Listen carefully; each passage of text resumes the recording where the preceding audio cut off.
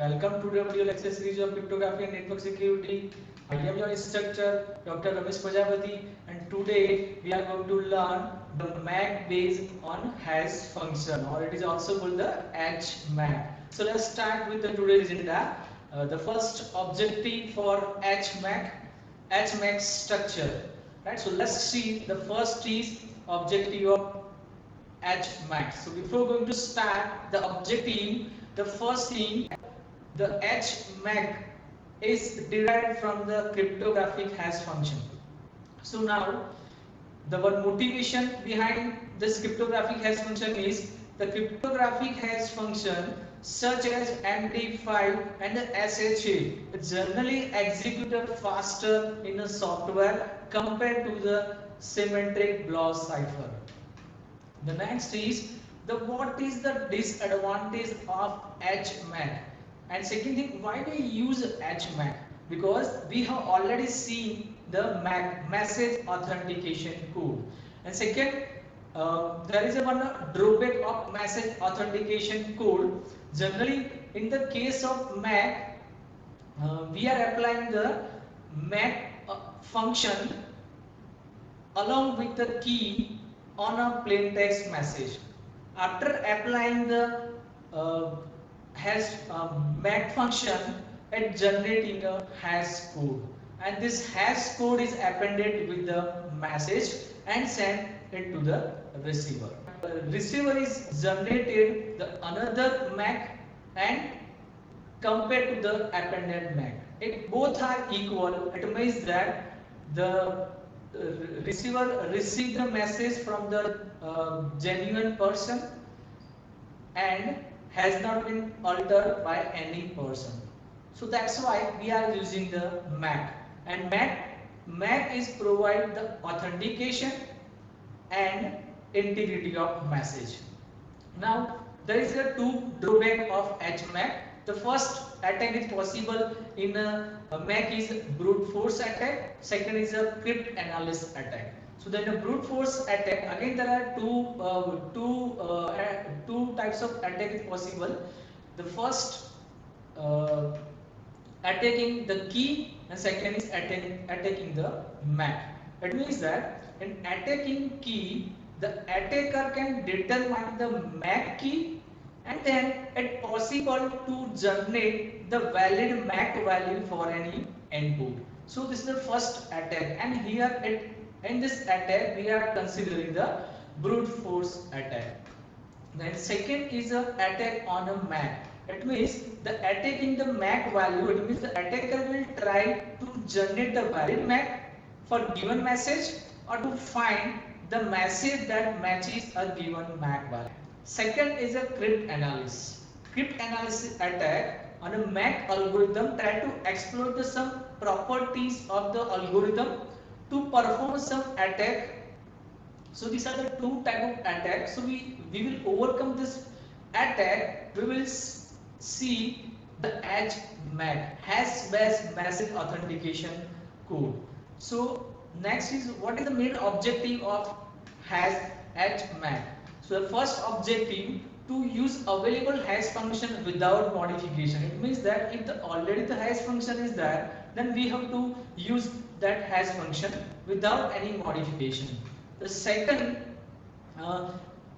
it is easy to replaceability of the embedded hash function. And embedded hash function, it means we are considering SHA 512. It means it is also called the SHA 512, and the MD5 means message digest file. So this embedded with the hash function, and later on the performance is very faster.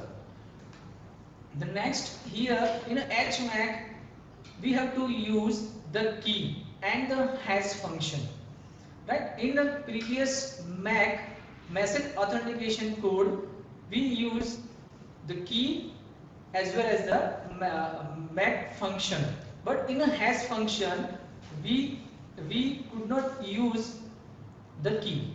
But now in the HMAC algorithm, we will use two things. The first hash function, and the second is key. That's why it is called the HMAC. Then the next topic is a MAC based on a hash function. In the HMAC, we will be using the key. The hash function will be applied to the plain text message. So before applying the plain text message, we have to compute one hash bit. Then we have to append hash bit to the plain text block, and then we have to apply the hash function. It means that before applying the hash function, we have to find out the hash bit. After calculating the hash bit, it appended with the plain text block, and after appended the hash bit with the plain text message, we will apply the hash function. Now after applying the hash function, it's generating a hash code. Now here there are some terminology which we will be using in a HMAC algorithm. So the first is H embedded hash function, and here we are using a two embedded function hash function. First MD5, second is SHA1 or SR512. Second initialization vector. Second initialization value, that is input to hash function. M message input to HMAC. Ith block of M. L, it represents the number of block in M, and length of the hash code produced by embedded hash function. Then the next is a K plus. K plus, the K padded with the zeros on the left, so that the result is B bits in length. So here we are considering the two predefined padding bits. First is called the IPAD, second is a OPAD. And IPAD is padding the bit in a B by 8 times, and this will be repeated this by B by 8 times. Then next is generation of S bit. We will make use of key, as you know that. Okay, in the HMAC function we will be use the hash function and the key. So if I want to generate the S bit, so the first of all we have to use the key, and the key is shared between the two users, and the K shared key between two users. It means the key K represents the key, and key is shared between the two users, and the condition of K, the K 0 less than K less than B, it means that it is the K is the less than the B bits. We have to pad the zeros on the left side. Now next, based on that the key K, we need to generate the K plus. So how to generate the K plus? So let's see one scenario. For getting a K plus, first of all we need to calculate two things. First, the paired zeros on the left side, and a K until the length become B bits. Now let's see one example. The 3 decibel, if you are considering a 3 is a 1 decibel number, and we will represent in a binary form. So the binary form is 0011. Now the paired 0 bit, if you pair the 0 bit in the right side, so your binary representation is 00110. You have to pair the 0 bit in the right side. So after applying the 0 bit in the right side, the value will be changed. It means the value is 6. But if you pair the bit in the left side, so your binary value is 00011, and the representation of this representation of decimal number is 3. If we apply the paired 0 left side, so the bit will be not changed. That's why we are applying the left pairing. Now in the next is, here the plain text is in B bits, and we will use two padding. Here our plain text is represented in B bits, and we will use a two padding. First IPAD and OPAD, and IPAD and OPAD is a predefined padding bits. Now IPAD and OPAD will be done before applying the hash function to the plain text message. That means that first of all we have to apply IPAD and OPAD with the key k plus, and after that we are applying the hash function on the plain text message.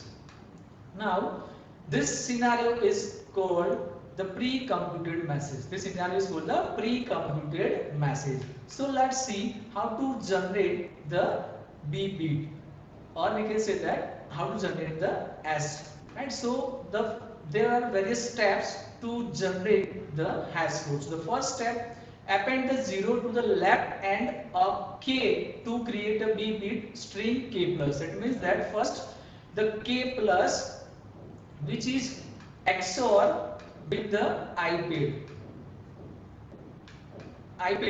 After that it's generating a SI. Right? It means XOR k plus with the IPAD to produce the B bit block SI, and the k plus it represent in a bit. Same thing, IPAD is also represented in a bit, so it produces the output also in a B bit. So here the B, it represents the bit. Now here the y L minus 1, it represents the number of plain text block, y plain text message, y 0 is the plain text block. Right? So after getting the SI bit, it will be appended with the plain text message. Apply the hash function. Now we will consider the initialization vector. The initialization vector is also the AND bit. And the initialization vector it filled with the random numbers. It means that we have seen in SAR 512 this initialization vector, it represents as a buffer. Initialization vector and the output of the hash function is combined to generate the next AND bit. Now again we will do the same process. After applying the hash function, it's generating a hash code, right? And again we will do the same process. We have to consider XOR the k plus with the OPAD to produce the B bit block as 0. After applying the XOR on a k plus and the OPAD, it's generating a S0 bit. Now the S0 bit is appended with the output from hash function.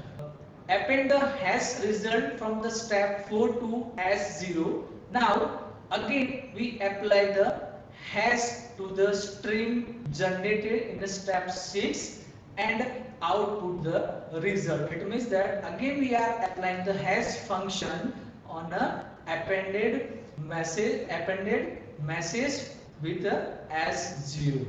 Now again we apply the hash function with the initialization vector.